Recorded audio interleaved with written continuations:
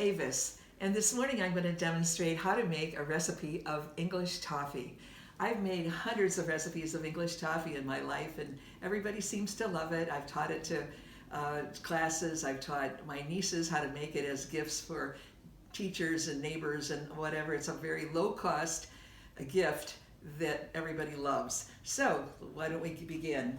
I'm going to begin talking about the equipment that you're going to need for the recipe, and then the ingredients, and then we're going to get into making the recipe. So first of all, let's just look at what the end result's going to be. This is what the English toffee looks like.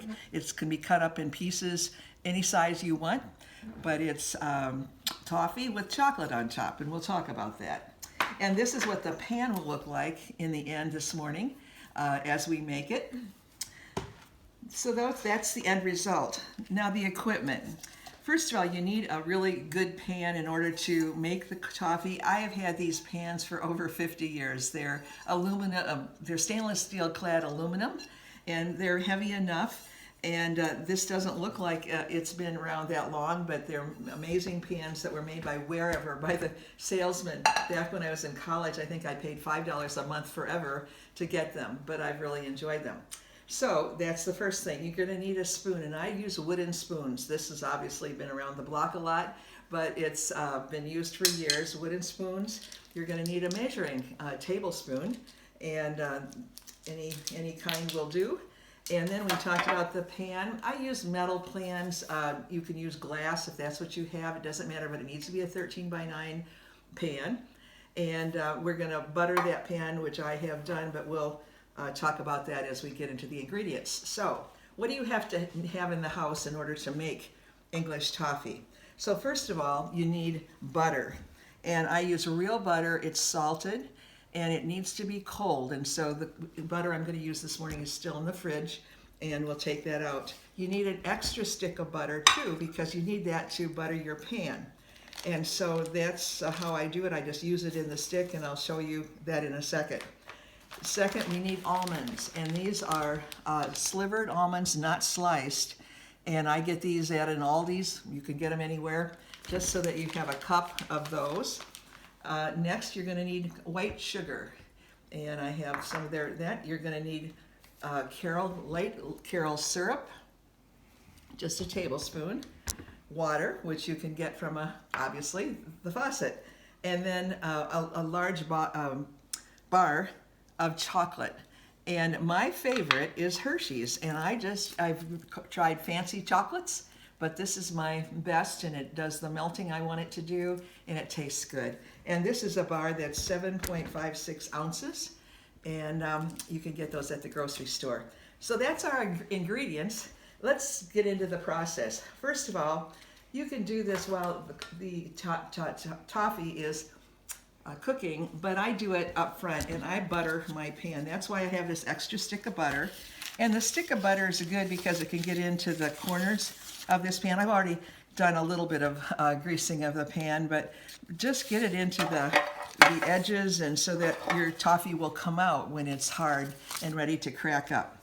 So that's our ingredients. Let's go and start our toffee. I'm going to take this with me because I'm going to be using that. And we'll go over here to the stove. We're going to be using cold butter, cold almonds, and I'm going to get those from my fridge here. I've got those ready for us to put right in the pan. And so I'm going to put that in there, and I'm going to turn my stove on just to heat. I'm going to want to get a little coating in the bottom of my pan in order to, before I put the sugar in.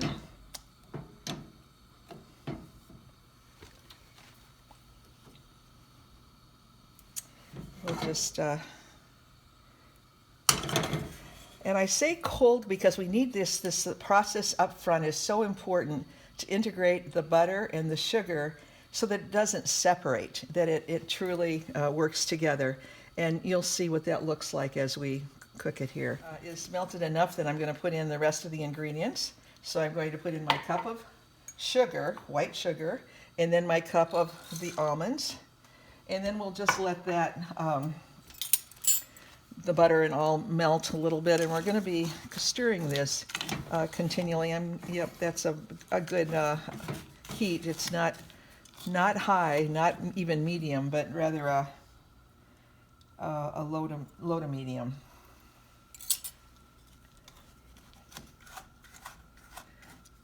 This will take a little bit. Yeah, starting to bubble now, and that's good. And this is when I'm going to now put in my Karo syrup in water. So I've got a bowl of water here, and I'm going to just do a 1 tablespoon of water, and then a tablespoon of Karo syrup.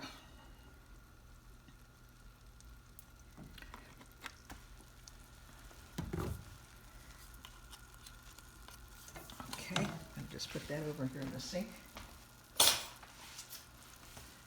And then I'm going to keep stirring this and make sure I'm trying to integrate this butter and sugar. I'm going to cut down my heat just a touch there. But just, watching heat is the thing that's so important, is to be doing this at the right temperatures. But you can see it's starting to bubble, but it's going to have to cook a bit more till it starts, to really set up. And it looks like it's going to do real well with the temperatures we've used. Right. Okay, well, it's beginning in the edge. You can see that it is beginning to roll. That's what it needs to have a kind of rolling boil, but it just takes a bit of time to get there. And it's going to, as I said in my directions, we're going to cook this about 20 minutes to get up to the color that we really want. So we're not going to show every minute of that, but we'll show you a couple stages along the way. As you can see, we're now in that stage that I call a rolling boil. And this means that we certainly have integrated the butter and the sugar and the nuts and all together. And now we just have to be patient and keep watching it and let it cook for that, I said, 15, 20 minutes until it starts turning color. But this is very blonde, and it's certainly not there. Okay. As you can see, we're turning up a little bit on this color. It's not as blonde as it was before, but again, kind of a long way off till we achieve that color that we need. As we cook this, we need to keep in mind the color we're trying to achieve. And as I showed you the finished toffee, it is really this color, so it's really more of an amber color than it is right now. But we're coming along, and we'll keep cooking. Yeah, just wanted you to know we're cooking along here, but we're not quite at the color, but we're going to be there soon. Okay, we've been cooking this along, and I think we're just about at the point now you can see that it is that amber color. And we're going to quit the cooking and spread it into the pan. Okay, we had our pan prepared, if you recall, with the butter. And then we just pour it around the pan as best we can. And then where it hasn't poured, get it spread quickly because it starts to cool. And we want to have it just as flat as we can. Okay, there we're in the pan. And that's where I said now we're going to wait just a minute or two. It's very hot before I put the chocolate on, but we need to do it within the next couple minutes. Okay, now we're going to put the chocolate on. I have it all broken up here, as I said, into the pieces from the chocolate bar, and just stick those pieces on top. And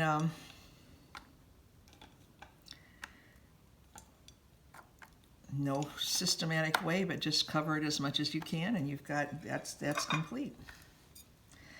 And we'll wait now a few minutes for that. While we're doing that, I'm going to go over here and get my knife, and we're going to start cutting up the toffee that I made ahead of time.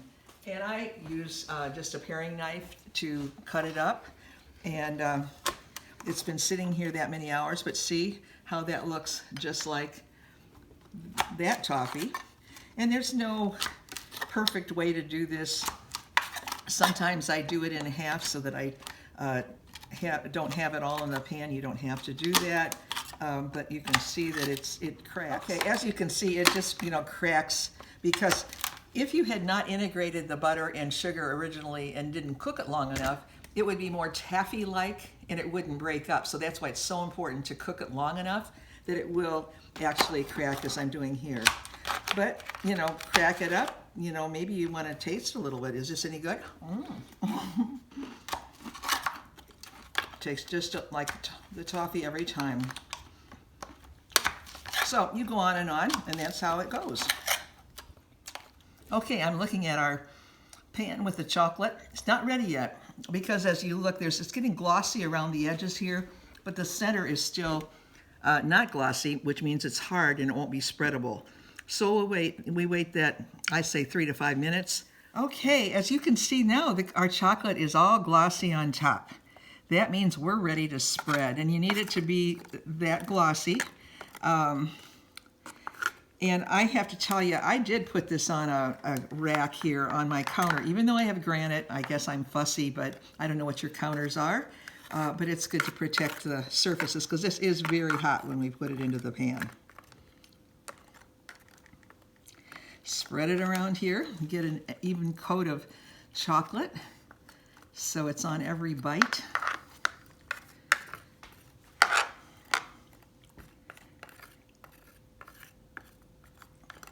Okay, I think we're getting it covered here. It doesn't have to be perfect because who doesn't love a little extra chocolate on one bite?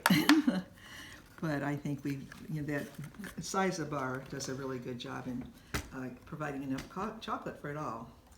There we are. So now we're not going to be with you for another 8 hours while this sets up. You've seen what we've done here, and that's what it's going to look like. I just want to give you a couple of ideas too as to this really is a good gift with our economy as it is. We want to think about, how can we have good gifts for people. And I give it away in some bowls like this.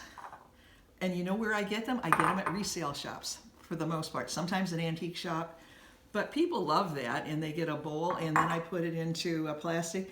But you don't have to have those. You can go to a Jewel and you can get just plastic plates, and sometimes I put a little doily on it, and it looks really cute for a gift as well. So anyway, you don't have to be a reseller as I am, but this works. So I hope you enjoy the recipe.